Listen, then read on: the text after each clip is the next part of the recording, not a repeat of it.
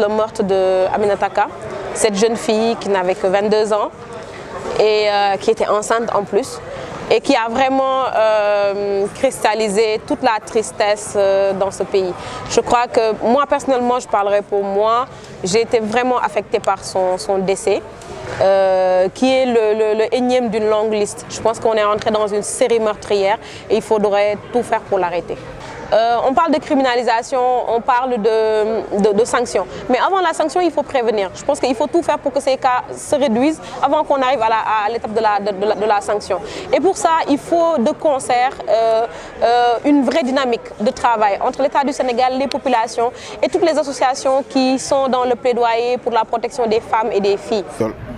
Et aujourd'hui, suite à la recrudescence des cas de violence suivis de meurtres qui se sont perpétrés durant ces 2 mois-ci, nous avons jugé nécessaire de refaire une sortie face à la presse pour crier notre indignation et rappeler à l'État de respecter ses engagements vis-à-vis du peuple par rapport à la loi sur le viol et par rapport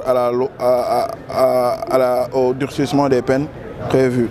Parce qu'aujourd'hui, nous nous rendons compte qu'on est je dirais pas dans un pays, mais nous sommes dans une agglomération de personnes. Un sentiment de tristesse, un sentiment de désolation, parce que c'en est trop. 2 meurtres en l'espace de 4 mois, je ne parle pas des meurtres précédents. On dirait qu'on doit rétablir la peine de mort maintenant au Sénégal. Parce que les hommes en font trop.